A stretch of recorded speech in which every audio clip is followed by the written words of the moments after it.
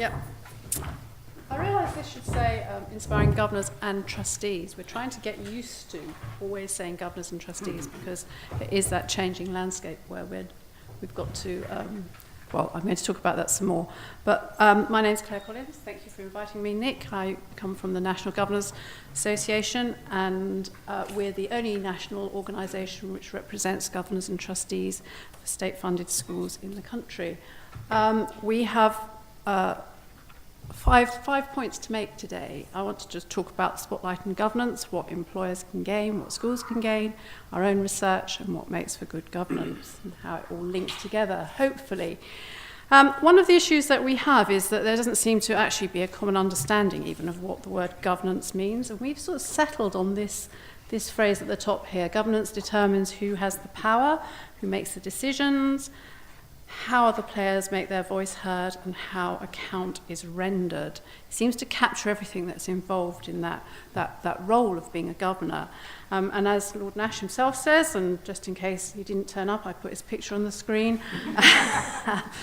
As we move towards an increasingly school-led system, the importance of boards is growing, and this is absolutely crucial, and I think that Kirsty said beforehand underlines that.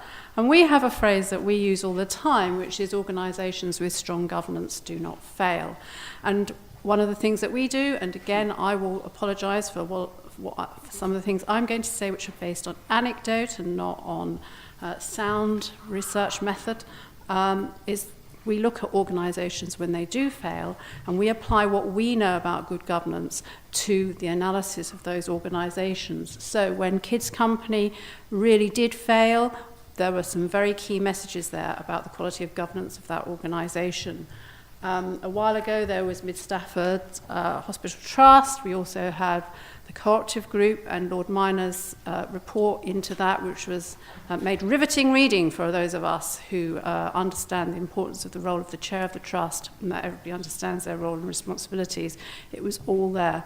And of course, we have not perhaps failure, but crisis in the banking sector and the issues that were brought to the fore by what happened in 2008. What we have, again, as Kirsty talked about, is massive cultural change. We've got a shift away from local authority maintained schools to charitable trusts, which run a number of schools. This trust is accountable to the Secretary of State via a funding agreement, and the trust appoint executive leaders who will lead and manage their schools. So what we're seeing is organisations being run by, they're now the charitable companies, and the sector, the education sector needs to learn from other organisations who work in this way, because we've been used to a highly regulated school governance environment, which has led to a certain set of behaviours which we need to shift away from. However, as we said in our evidence to the Select Committee, this is an immature system, and consequently boards and executives are still working on what structures work best. And there's a lot of suck it and see out there to see what works, and we are learning. In my role, I have a team of consultants. We do external reviews of the boards, both in standalone schools, but also increasingly in multi-academy trusts. And it's a real privilege to be able to, as Kirsty said again, get underneath the skin of the trust, see how the board works, and particularly how it works with its executive leaders. And hopefully, we're going to use some of those lessons learned to inform the next generation as they go forward. I want to draw your attention to a piece of research which was done some time ago, in fact 2010, which I don't think has lost any of its relevance. It was conducted in order to define whether volunteering had any value to the business sector. And it actually looked at forms of volunteering from, if you like, running the scout troop to mentoring and listening to children read, but also school governance. And as you can see from this little quote from it, is actually what was interesting to us is that the role of school governors is perhaps the most challenging volunteering activity. And as Kirsty said, it was really good to see in soundly researched evidence that the skills that people who went into governance brought back to the workplace were considerable. And we're not talking about small businesses. This This study looked at 550 employees from 16 major city firms. So that we're not talking about the decorating firm down the road. We are talking about Aviva, Merrill Lynch, Deutsche Bank, and Nomura. Those people were going into governance roles and finding them challenging. And again, we're looking at not only the then, but the now and the future, and how we can use what we learned from that in order to strengthen the quality of governance in our trusts. So we see that there are considerable challenges, though, for employers here. Obviously, we want employers to promote governance and trusteeship as a valuable volunteering activity. But this is not something that you can just sort of tack on. It does involve a bit of commitment, probably a bit more than a bit of commitment. And that the employer understanding of that trustees must get into their schools during the working day and see how they actually feel. It's no good just getting reports on bits of paper. When Mid Stafford Hospital Trust went to a place it shouldn't have, the comment was made that if the governors had ever gone into the hospitals, they might have discovered that they were dirty. They might have seen it for themselves. And that's what we need trustees and governors to do. We need them to visit during the school day so that they can test the temperature, get the climate, feel the ethos. So not only that, but there are considerable challenges around learning how children's progress, their attainment and progress, is measured. And it is important that those who get involved get their heads around that. And hopefully we'll be surprised at how most people that we come across when they first go into governance are surprised at how closely tracked children's progress is these days. And actually that it should be immensely reassuring, especially if they're making good progress, to see that the level of analysis that goes on in schools is considerable. And we will seek as an organisation to support employers who are determined to promote this with our own membership and support systems. Obviously, we are looking to tap into the skills, knowledge and experience that there is out there. One of the things that we particularly are interested in is people who understand change management and how that they can bring that experience. And if you like, raise levels of confidence within the sector that change isn't something to be frightened of, and in fact it can be an enormously invigorating and inspiring cultural thing, change that we can really learn from and actually make outcomes for children better.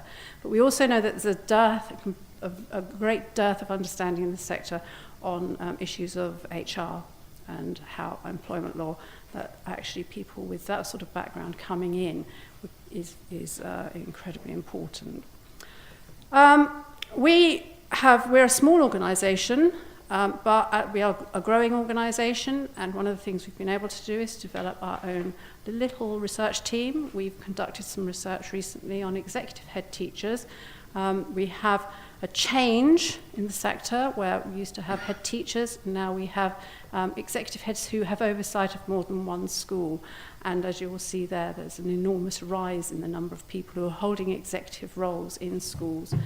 We know that that requires a different mix of skills and experience, but that there's very little guidance and very little training actually out there for people who take that step. And it's not necessarily a logical next step. Some great heads do not make great executive heads.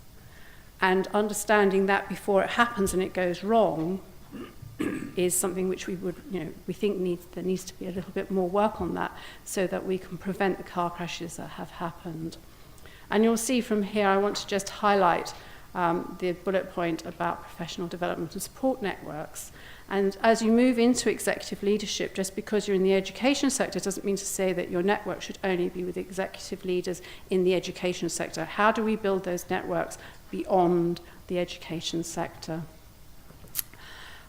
So what do we know? What makes for good governance? We have our 8 elements for effective governance. Anyone in our organisation has these stamped through them like a stick of rock.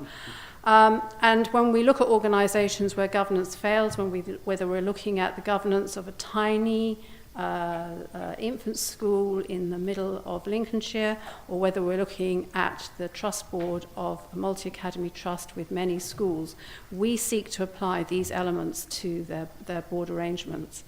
So my message today is we absolutely need to get the right people around the table. But my other message is one of our things that we throw out to audiences is which one is the most important of these 8 elements.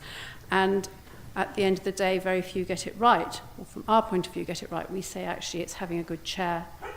And the need to get good chairs, people who are prepared to give up that additional time, to bring that additional experience, that ability to make very sound judgments in very tricky situations, and there are some tricky situations out there.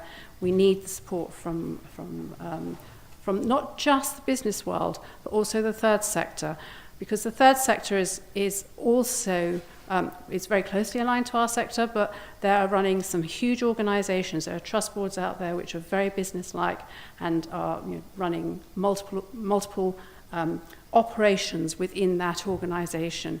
And universities, I think, would probably fit into that as well as one of those. Universities are big employers. Are they providing support for this initiative?